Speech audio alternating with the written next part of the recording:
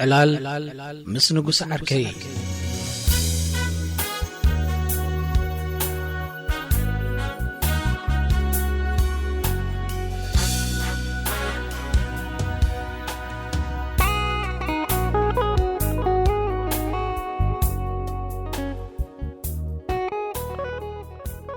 قدناتاتنا كمزي معرقو كابزريو نوح لني عدنا عد حق مغنس أمسكرة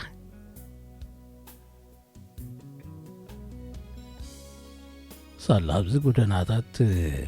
تزرقحو زغنية سريعتات دي تمسكرو زبلو زلقاتش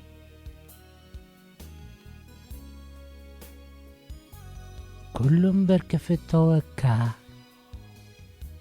اتقباب نايز عد ناسي أنس عبت زلقوه كأنا حقي كبهالو كواسمي عيفلتين حجي زن معربة وين كابانا غديهن كم وقبرين حكينا أبتي تغيرت اللي نقا مع اسمو تقاقي خانو قسي نتزيناتنا زكتاتلو كفار اللو من ديو كلو يزجن صوام كاب كلو ناي حزبنا صنعت فصيمي زي وحات اللو حزبي سلاز فرهيو مش منقستو زمساسل إلهم يمزوريو حزبنا فريسي نزغلو تتصابوتاتي مكتولو دي زغون زلو سيكوتي أنت زن معربة أنبا حنقول يبلنني حنقول سي ملئواميو اتخفقات كي ترفين بر هزي كونن كالي فلتو حجقنا نتي منقستي إيرترا بزي حقي عسريو زبلو الزنبرو منقستنا صبق مكسكو يداليو اللهم حزبي زعسلوك أنا حقي يجريو عفو ما تحيزوا تاريتا غنت تحنكلي دابلو كيلو لازم نقصا ألا ميلي بكا نايترات دعور مسلا غيركن من قسنا غتكافية تفتني لخي ترات أما ما أسافر كوينو ففترة كوينو هراي تراتي هابتشك بزمن قصة يحفركن تحبينين دابلكو خاص كم أتبل انت عايز حفر له كويني خي اتحق مخبار كعب قدم جميرنا حق نفلت هزبك كوينا نحنا إيرتراويان زبان حقي انت تبع الكاكوا منغ زي تبل زنبر كات قدم زبان من قصدو ولاس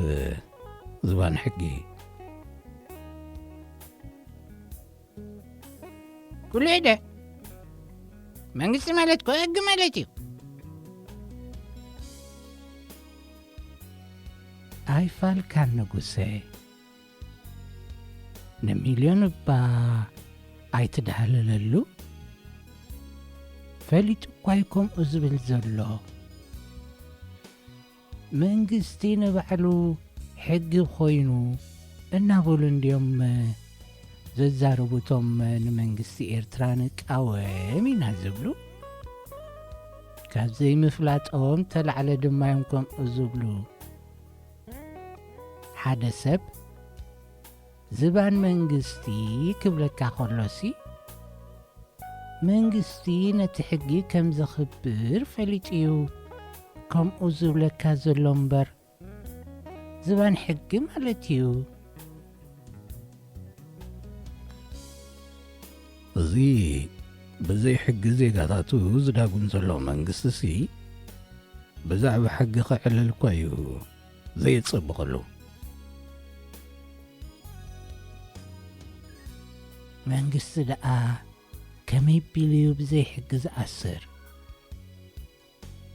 ሕጊ ስለ ዝጠሓሱ እዩ ዝኸውን እምበር ከመይ እዩ ዝዘረባ ጠበቓ ወዲ ጠበቓ መሰል ወዲ መሰል ኢሉ ክዕብጠካ እዩ ሃብትሽ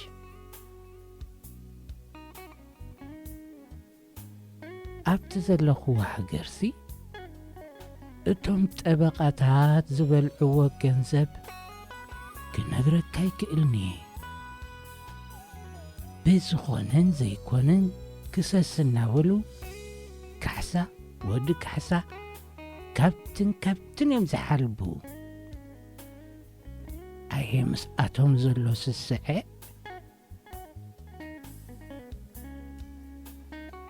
መንግስትና ዝዳ ዘይህዝቢ መጻወቲ ሰዓትን ጠበቓታትን ከይኮን ኢሉ እዩ ነዚ ዘይድሊ ምምልላስ ቤት ፍርዲ ያትሪፍዎ ሓቂ ሓይሽ ከዓ እቶም ናይ ምዕራብ ጠበቓታትሲ ዋላ ገበነኛ ምዃኑ እናፈለጡ እኮ እዮም ዝካትዕሉ ትንፋስ ሰብ ንዘሕለፈሲ ክራቫታ ኸዲኖም ልክዕ ጥዑይ ሰብ ከምስልዎ እናፀዓሩ ከይሓሰበ ይቐቲሉ እሞ ሰብኣዊ ተሓዛ ይግብኦ እዩ ኣይትቕተልዎ ንሕፅር ዝበለ ጊዜ ጥራይ ኣሲርኩም ፈንውዎ ኢሎም ክካትዑ ክትሰምዖም ከለኻ እዚኣቶምሲ እምበር ድሕልና ሰብ ኣለዎም እዩ ኢልካ ኮይኻ ትግረም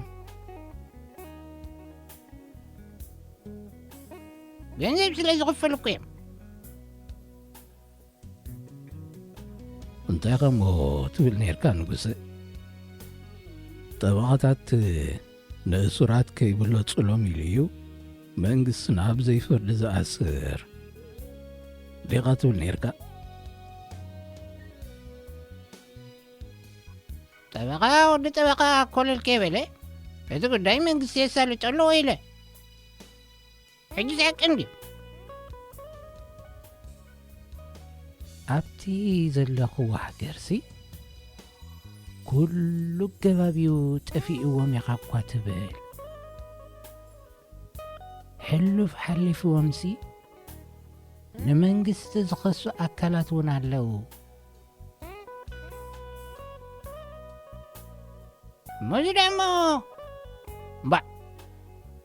እዚ ደሞ እታ ሃገር መንግስቲ የብላን ማለት እኮ እዩ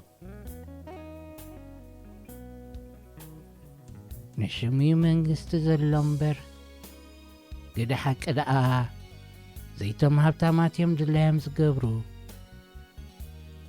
እንተደለዩ መንግስቲ የደይቡ ቃሕ እንተዘይልዎም መንግስቲ የኣልዩ እንታይ ከዘይገብሩ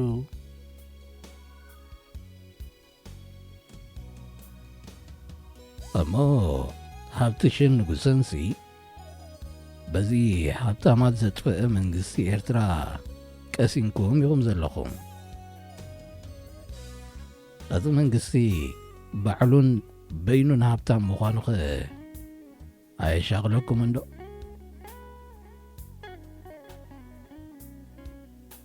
ከመይ ማለትካዮ ሚልዮን ማዕድናትና ሰሪቑ ሃብቲም እዩ ቕብለካ ደልዩ ገጢም እየ ኣለኹ ማዕድን ቆይቱ ዘውፅአ መስልሲ ማዕድናትና ኽብል ጥራይ በቃ ሕቢጥና እኮ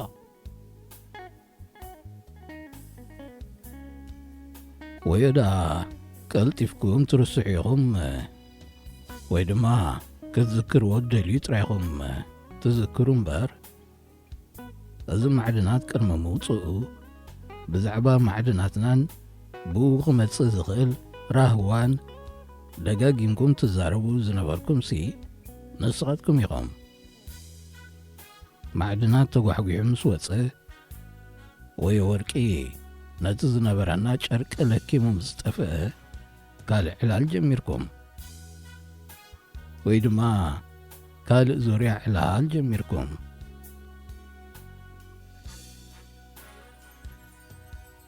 ዙርያ ዕላል ዝብላ ዘሎ ነይቲ ምዃና ገጢምካ ዘለኻ ሃብትሽ? ባዕልኻ ደኣ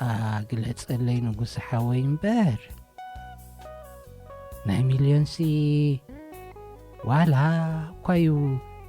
ዘይርድኣንን ጠላሕ ዘይብለንን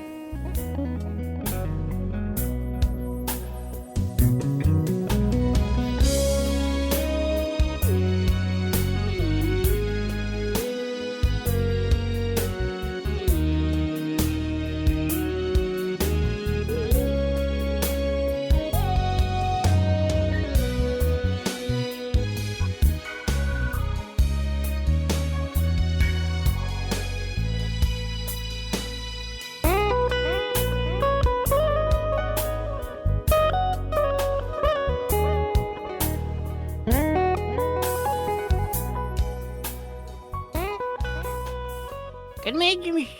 ኤርትራውያን ሰብ ርእሲ የማል ክወፍሩ መንግስቲ ዓዲሞም ነይሩ። ትዝክሮኒ ኢኻ ሃብትሽ? ዝክሮወ ክንደይ ዕሩኽትና እኳ ካብዚ ኣፍሪቃ መፂኦም ነይሮም። ሕጅስ ከምጠናቶም ያለን ቅነኻ ትድገም ዘላ ሃይ ዝብለካ ዘሎ ኣይፈልካን ሚልዮን ጽቡቕ ገይሩ ተረዳእካን ማለት እዩ። እቲ ሽዑ ነቶም ርኹባት መንግስቲ ንዑ ፍሩ ኢልዎም ነይሩ። ሕጂ ግና ነቶም ኣብ ደገ ንቕመጥ ንዑ ዓድኹም እተዉ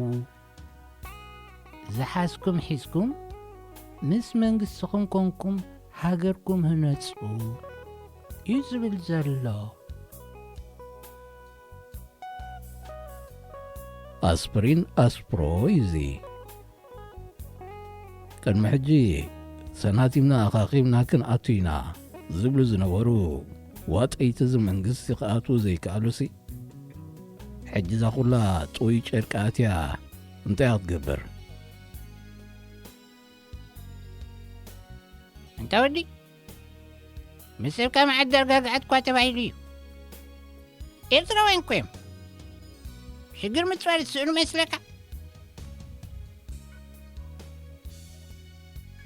ግደፍ ንሃብትሽ ኣይተፈራራዮ ካብ ወርሒ 2 ወርሒ ንላዕሊ ኣብዚ ክሰርር ኣይክእልን እዩ። ሳላታ ዓንጋሊት ሃገሩ እኮ እዩ ሃብትሽ ከም ዝኾይንዎ ዘሎ ኮይኑ።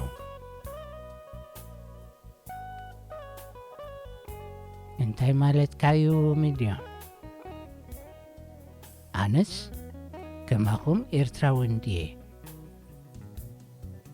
ኩነታት ምስተዓመ እኳ ጠቕሊለ ምእታዊ ኣይተርፈንን እዩ። ወረተን ናይ ጥሮታ ገዲብካሎም ከይትመጽእ ነዞም በልዓቲ ኣብዚ ጥሮታ ዝበሃል ከም ዘየለኸ ነጊርካዮ ዶ? ንሳቶም ዝቦ ተኾይኖም ዳሞ እንታይ ኣድልይዎ ኣብዙ? ብናይ ጥሮቶም ኣብዚ ራሓ ዝነብሩ እኮ ክንደዮም ዘለዉ።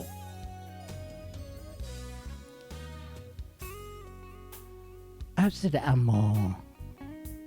ፀሓይካ እናተጸለኻ ምስ ህዝብኻ ይህን ምሂን እናበልካ ከምቲ ብኣመሆይ ዝረአናዮ ኸዓ ባህ ዘብል እናረኣኻ ክትሕልፎ ከለኻሲ ካብኡ ዝዓቢ እንታይ ኣሎ? ንስኻትኩም ደኣ እሞ እንታይ ጥሮታ ኣድልይኩም ኣይ ኩሉ እንዲ ተዓዲልኩም ዘሎ እንታይ ባህ ዘብል ዝረኣኻዮ እዩ ዘሐጉሰካ ዘሎ ኣብዚ ቅነ ሕጊ ኣይረኣኻዮም እንዲኻ እዞም ሚኒስትራትና ምስ ኩሉ ህዝቢ ተሓዊሶም ይህን ሚሂን ክበሃሉ ናይቲ ህዝቢ ድዩ ገሪሙካ ምስተራ ህዝቢ ተሓዊሶም ቆይ ዝብለካ ዘሎ በቲ ምቕሉልነቶምሲ ናይ ብሓቂ እዩ ዘብህገካ